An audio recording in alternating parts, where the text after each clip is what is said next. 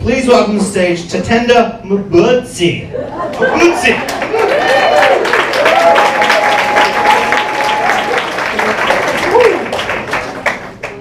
That was pretty good, actually. So I just wanted to reiterate, Nintendo is performing for you today. That's probably the worst that I've gotten with my name. This one girl called me Nintendo, and I was just like, I'm really fun to play with. So I'm from Zimbabwe originally. You don't know what that is. It's in Southern Africa, right in the middle.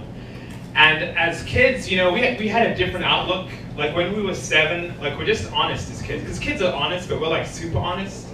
Like we would play blacks against whites soccer. Just think nothing of it. It's like, you know, this is the most logical thing to do. It's gonna, like, okay, you guys over there, let's go. Okay, albino kid, you're the ref. Let's see, and then the Indian kid was so quick. Like, we would like fight over which team we'd play on. He ended up just playing on both teams. Take that as you will. So, I lived in LA for a little bit before visiting Vancouver, and I lived there for 4 years, and I didn't see a kid once. The one kid I did see was on a treadmill, and he was on the phone. This is in the gym, and he'd just broken up with his girlfriend, and he was getting on the phone with his agent. And at this point, I'm like, okay, I'm gonna ask this kid for some advice. So I go up to this kid, and I'm like, hey kid, I'm trying to be like a creative performer type person. What should I do?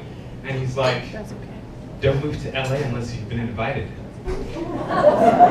So here I am. Like that kid was telling the truth. And then so I'm visiting my brother who's staying in Surrey, which, yeah. And I think it's fun. I guess Canada's so apologetic, they call their worst neighborhood Surrey. I'm like, it's okay. Every place has that city. It's okay, guys. But I was walking out the house, and this little girl with Down syndrome walks up to me and gives me a newspaper. And I was just so touched, because I'm like, this is the difference between Canada and America. Like, I didn't see any children when I was in America, and in Canada, I see a Down syndrome kid. And it was just really touching. The only negative to it,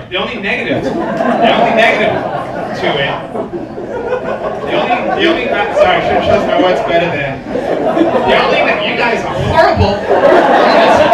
I thought I was bad. I wasn't going to say that, but I did. Oh my God. Jeez, oh my God. Anyway, the only not good thing about it is that it made it really hard to complain about my day afterwards. Like, I can't go, you know, into my room and be like, I'm unemployed, but this Down syndrome kid is just nailing it, just going forward with life. See how I'm doing. But anyway, as a kid, we'd like play role play. You know, you want to be a superhero, right? Everyone's got their superhero. Like, what's your favorite superhero? Nice. You want to be Spider-Man, right? What do I need, man? You reach for that bottle. Be a dude? Is that the guy? There you go, dude. Like, I wanted to be Batman, so we play, like, you know, role play, and I'd be like, and with my white friends, and they'd be like, I don't know if you can be Batman because you're black. And I'd be like, guys, I think you misread it. I think he really is black. You just haven't. You gotta read between the lines. And bear with me here. All I want is just like a little apocalypse.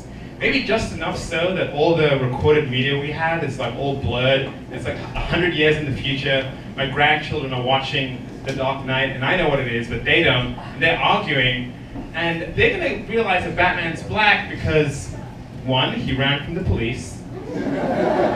He wore all black everything. He souped up his car. He dated a white chick. I mean, the list, it goes on and on. I don't have all night, I'm just saying. Speaking of black people, oh, I guess technically I would mean hey.